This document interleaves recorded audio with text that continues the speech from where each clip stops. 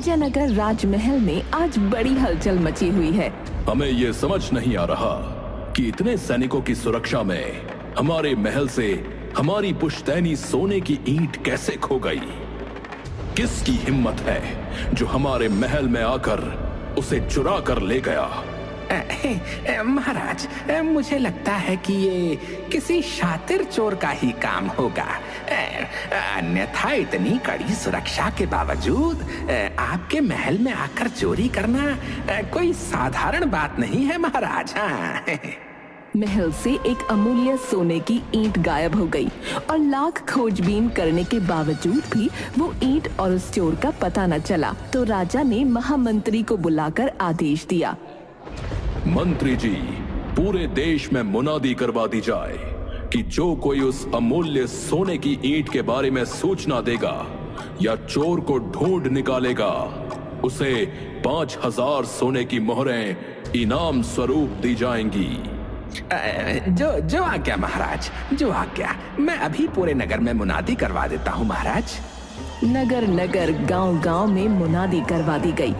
सुनो सुनो सुनो, महाराज के खजाने से बहुमूल्य सोने की ईंट गायब हो गई है। जो कोई व्यक्ति उस ईंट को ढूंढेगा या उस चोर को पकड़वाएगा, उसे महाराज 5000 सोने की मोहरें इनाम में देंगे। ये राजा का आदेश है। सुनो सुनो सुनो। दूसरी तरफ नगर में रहने वाले धनीराम और मनीराम अपने पड़ोसी झपट्टा से बहुत ईर्ष्या करते थे।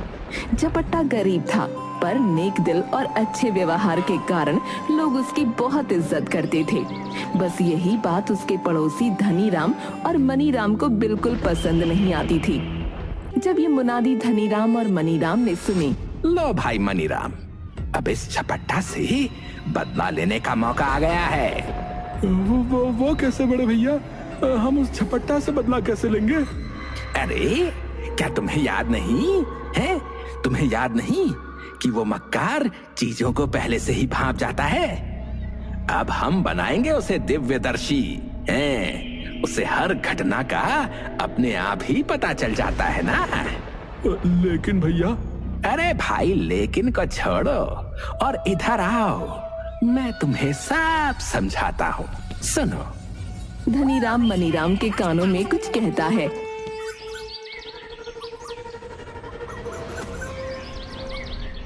अगले दिन दोनों भाई अपने एक खास व्यक्ति को सब कुछ समझाकर दरबार में भेजते हैं।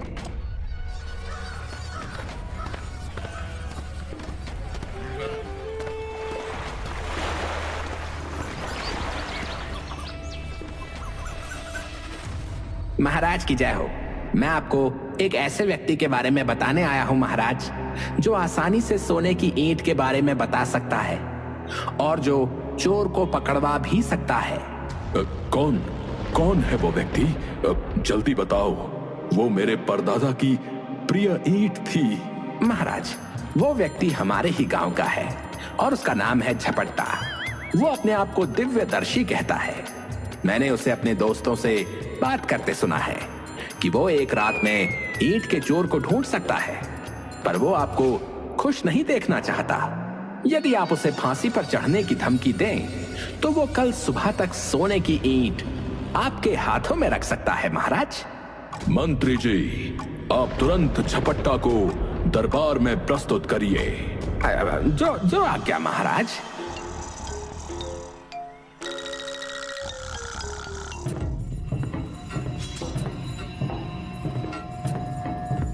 सैनिक झपट्टा के घर पहुंचते हैं। क्या तुम्हारा नाम झपट्टा है? हाँ, लेकिन क्या बात है? चलो, तुम्हें महाराज ने इसी वक्त बुलाया है।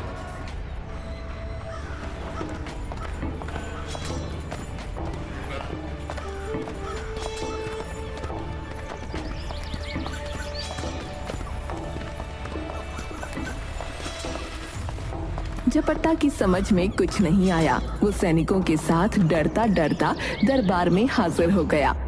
महाराज की जय हो। महाराज, मुझ गरीब को आपने कैसे याद किया? क्या आपकी शान में कोई गुस्ताखी हो गई है? ऐसी कोई बात नहीं है। हमने सुना है कि